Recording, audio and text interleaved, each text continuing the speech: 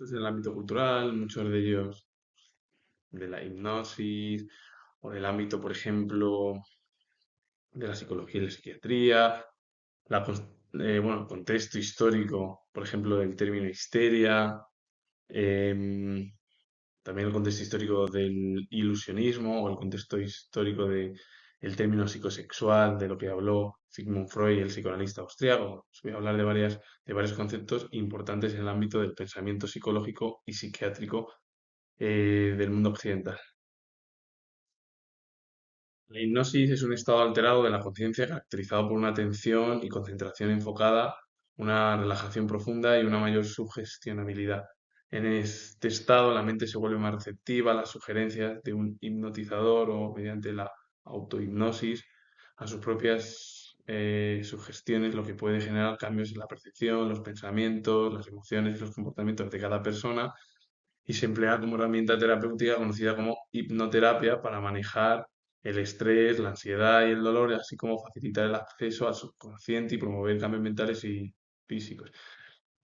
La hipnosis en sí es un estado alterado de la conciencia caracterizado por una atención y concentración enfocada, una relajación profunda, una mayor sugestionabilidad. En este estado la mente se vuelve más receptiva a las sugerencias de un hipnotizador o mediante la autohipnosis a sus propias sugestiones, lo que puede generar pues, cambios en la percepción, los pensamientos, las emociones y los comportamientos y se emplea como herramienta terapéutica conocida como hipnoterapia para manejar el estrés, la ansiedad y el dolor, así como para facilitar el acceso al subconsciente y promover cambios mentales y físicos con el objetivo de que la hipnosis lo que lleva a cabo es una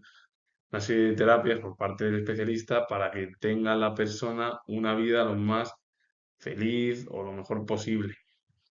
La hipnoterapia es un tipo de medicina mente-cuerpo, en la hipnoterapia, que es la hipnosis, se dirige a la persona a un estado avanzado de relajación y de atención aumentada. Los hipnotizadores llegan a encontrarse absortos en las imágenes que el hipnoterapeuta les sugiere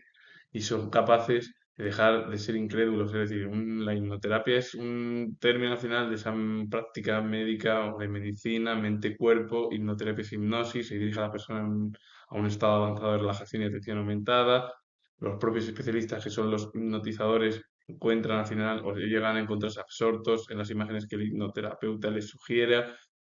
y son capaces de dejar de ser incrédulos con el objetivo de que el propio especialista lleve a cabo una medicina para que ellos dejen, pues eso, llevar a cabo a lo mejor ciertos pensamientos con el objetivo de que en su vida se pueda mejorar a través de su forma social, de su pensamiento, de las emociones que tenga cada persona.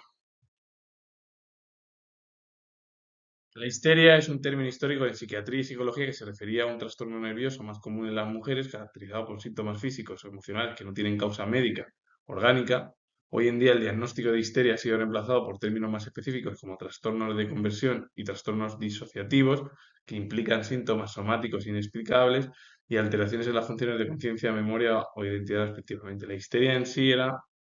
un concepto histórico más que estaba en el ámbito de la psicología, de la psiquiatría, que era un trastorno nervioso, que se caracterizaba porque era, pues eso, mayor común en el sexo femenino. Yo no lo entiendo siendo historiador, porque en los últimos 25 años parece que la situación ha cambiado y muchas mujeres son mucho más maduras que los hombres y los hombres son súper inmaduros. Bueno, pues todo ello. Y luego, en torno ya a dejar lo de la histeria, acá ahora voy a explicar, caracterizada por síntomas físicos, emocionales que no tienen una causa médica orgánica por parte del término histeria, que hoy en día para hacerlo más o menos, o para que no se malentienda por la manera de que somos una sociedad muy sensible en la actualidad, se denomina trastornos de conversión o trastornos disociativos que implican síntomas somáticos inexplicables y alteraciones en las funciones de conciencia, memoria o identidad respectivamente. Pero vamos, para decir que la histeria nada más que es común en el sexo femenino, de verdad, en los últimos 25 años parece que la situación ha cambiado y las mujeres son mucho más maduras que los hombres, que son mucho más inmaduros los hombres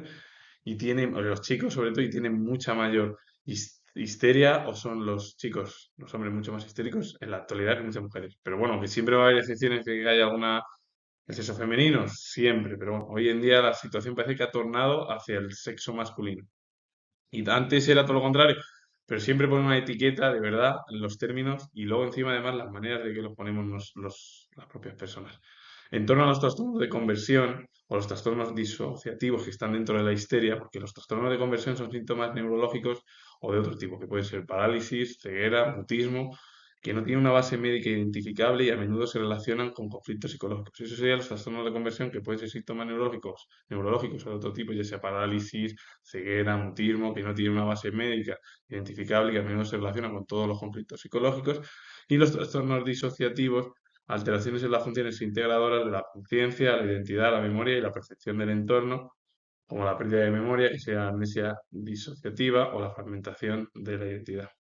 Los trastornos disociativos son más alteraciones en las funciones de la conciencia, más en la mente nuestra, la identidad, la memoria y la percepción del entorno, como la pérdida de memoria, que sería la amnesia disociativa, que eso se va perdiendo poco a poco memoria, o la fragmentación de la propia identidad de cada persona. El hipnotizador es una persona que ejerce la hipnosis, un estado mental de mayor atención y concentración donde una persona se vuelve más receptiva a la sugestión. El hipnotizador guía al sujeto a través de un proceso para inducir este estado de relajación y trance que puede ser utilizado en espectáculos para mejorar habilidades o en sesiones de hipnoterapia. Que al final, ¿qué es el hipnotizador? Esa persona que ejerce la hipnosis. Como he hablado anteriormente, que es un estado mental de mayor atención y concentración donde una persona se vuelve más receptiva a la sugestión y que el hipnotizador lo que lleva a cabo es una serie de procesos que con el objetivo de inducir el propio estado de relajación y trance de esa persona, que normalmente siempre se utilizan en espectáculos o que el propio hipnotizador quiera manejar habilidades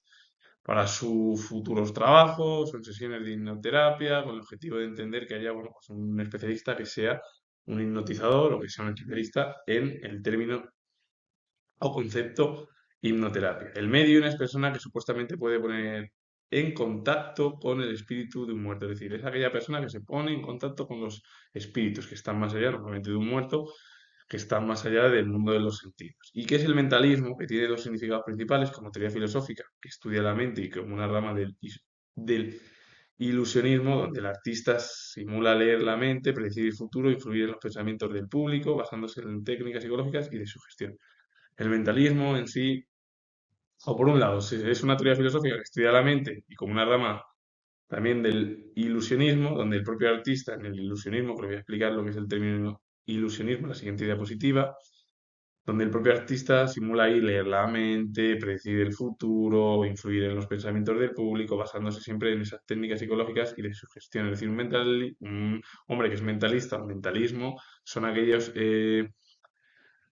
personas o aquellos mentalistas que llevan a cabo un estudio y que saben leer la mente, predecir el futuro, influir en los pensamientos del público o a través de técnicas psicológicas y de sugestión con el objetivo de que vean que eso es cierto, lo que está diciendo el mentalista que está dentro del mentalismo, que es una corriente al final, dentro del pensamiento, de la filosofía. El ilusionismo es un arte escénico que consiste en crear, mediante trucos, juegos de prestidigitación u otros recursos, fenómenos que parecen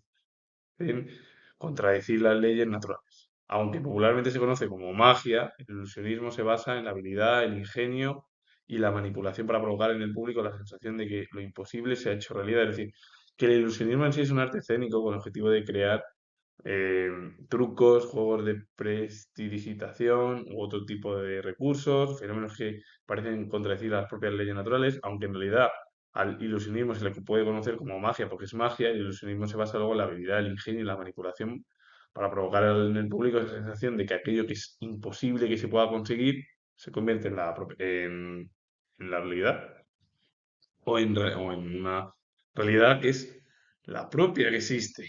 Eso sería el ilusionismo, que nada tiene que ver con el mentalismo, porque el mentalismo en sí es una corriente. Lo que pasa es que el mentalismo lo que lleva a cabo es una corriente de estudio de leer la mente, predecir el futuro o pensamientos que pueden suceder a través de técnicas de sugestión y sobre todo técnicas de psicología. Y el ilusionismo son cosas de magia, que puede, ¿verdad? Que los propios especialistas lo llevan a cabo y luego lo pueden transformar eso que es irreal en algo que sea real.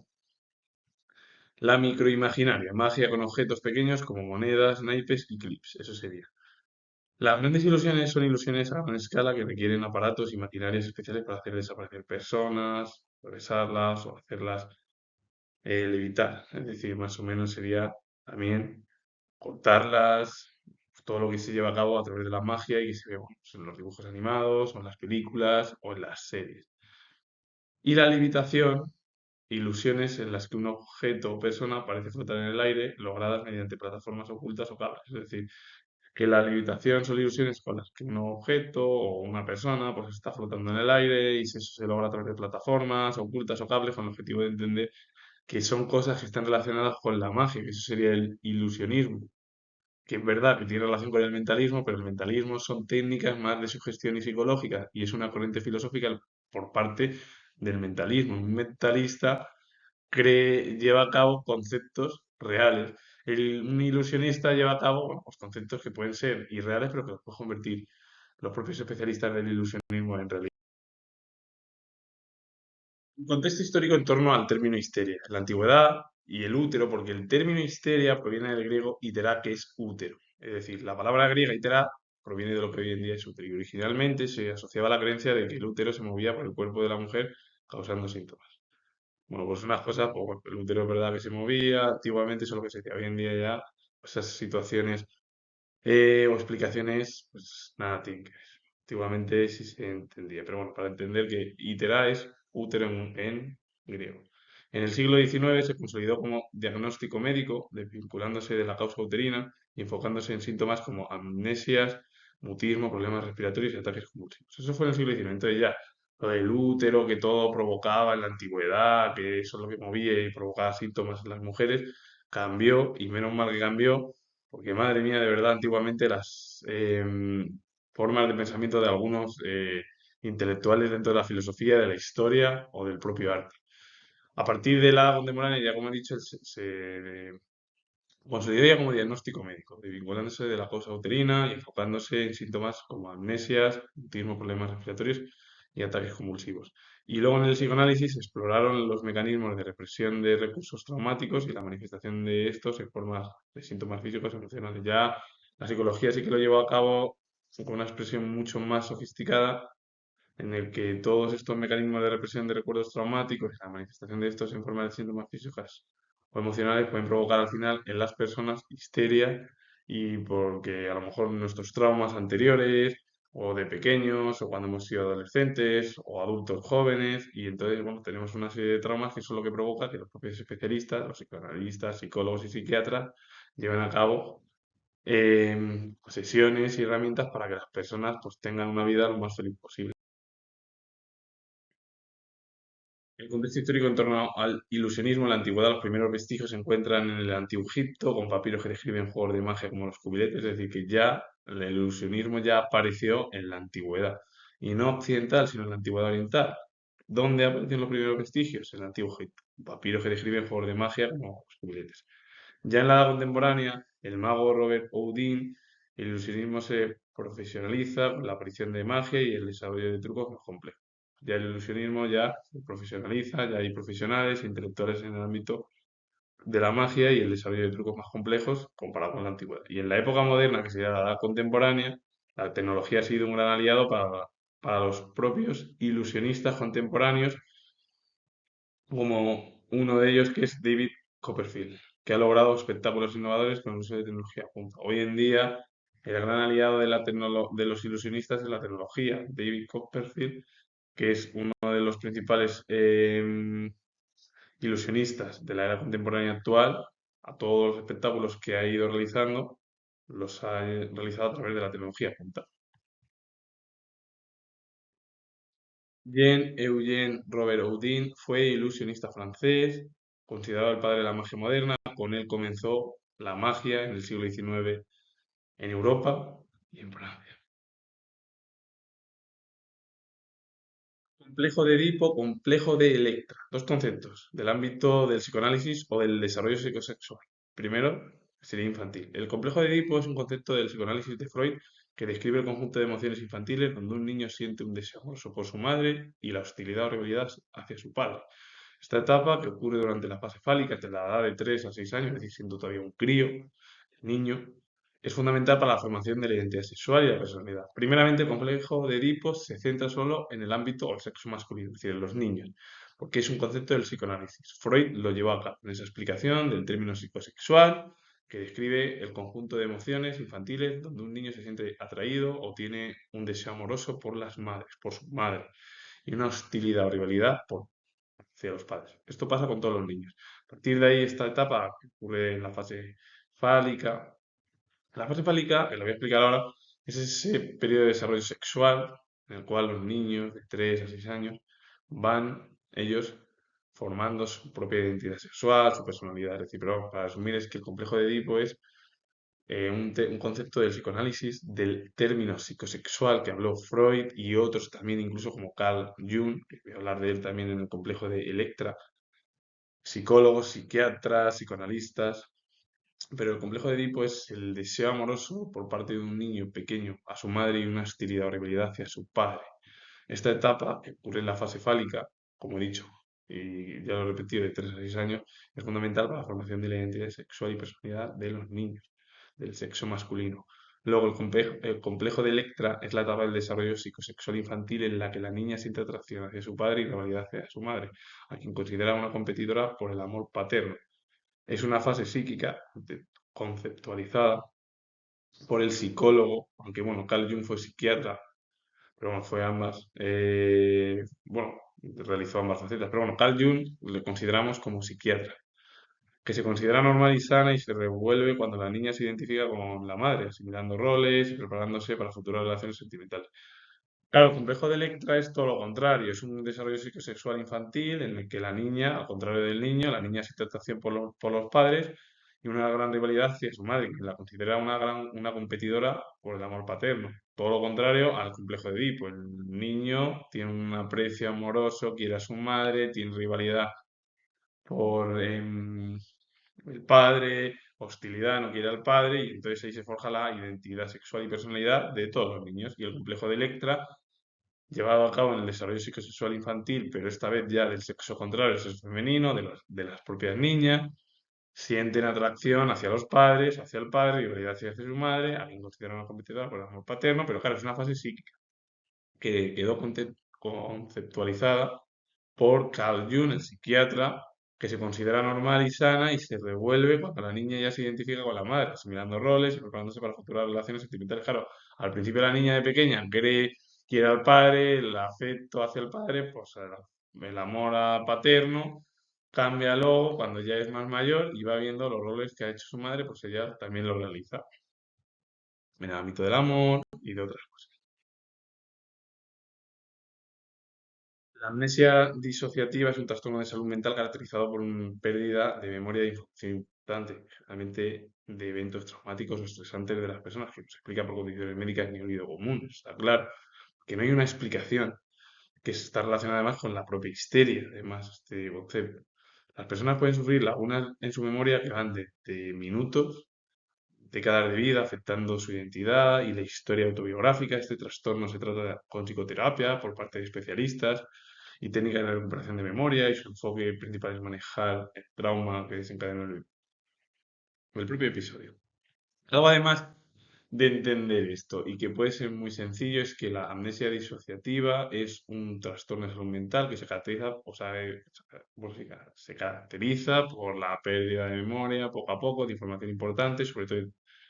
viene por eventos traumáticos o estresantes por parte de las personas, relacionados con la histeria, que no se explica por condiciones médicas ni ruido común, que las personas pueden sufrir lagunas de su memoria que van desde minutos hasta incluso pérdida de memoria de décadas de vida, y entonces va afectando a su propia identidad de las personas, a la historia autobiográfica, y cómo se cura y cómo se lleva a cabo este tratamiento y cómo se puede ir cuidando y curando este tipo de tratamiento que es la amnesia disociativa, pues a través de terapias,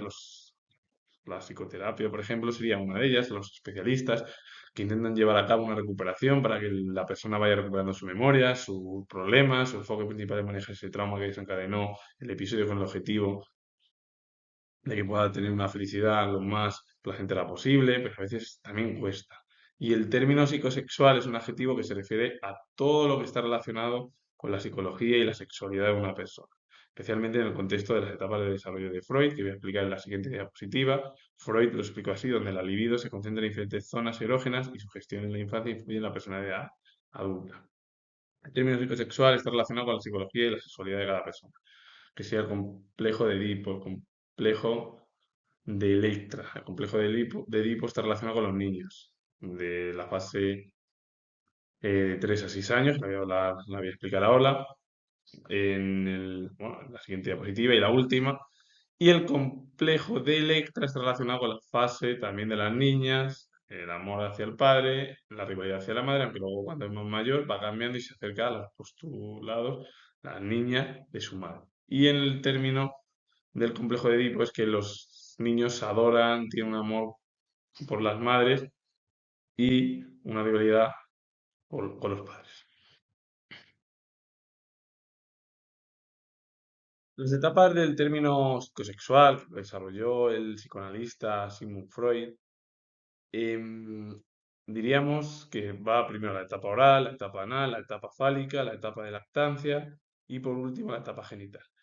Al final, esta explicación dentro del término psicosexual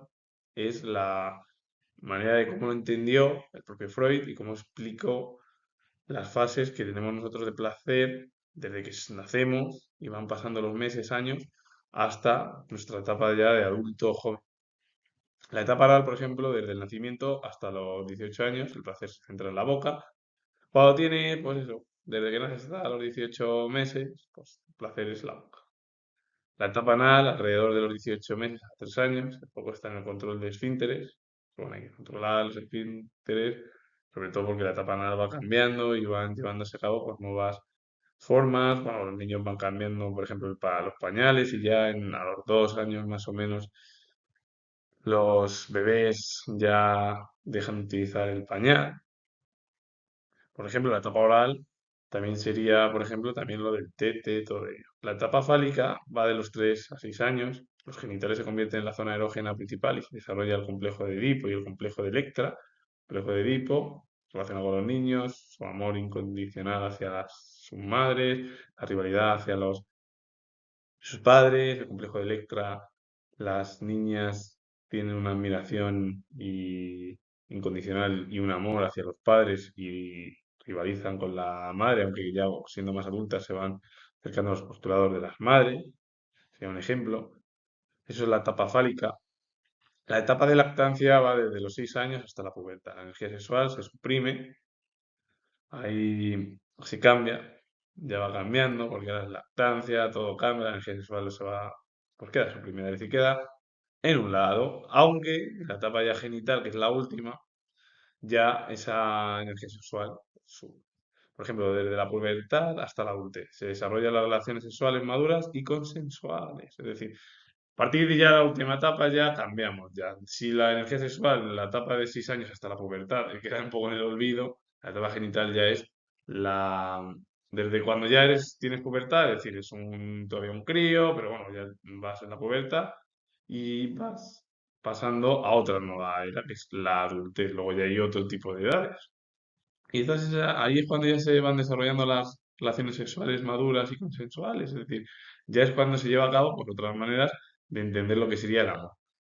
Y las condiciones de sexuales, psicosexuales que habla Freud, que es algo además que debemos de comprender todos y entender, porque todos, todo el mundo, vivas en un país o en otro, has pasado por este tipo de etapas más o menos, o la gran mayoría. Bueno, con ello finalizo. Comentar que soy historiador y si os ha gustado este vídeo relacionado con conceptos y el contexto, por ejemplo, de histeria, ilusionismo y otro tipo de conceptos, las etapas del término psicosexual que lo desarrolló el psicoanalista austriaco y neurólogo Sigmund Freud, porque también fue neurólogo. Darle a like, suscribiros, comentar y repito de nuevo que soy historiador y nos vemos en el próximo vídeo.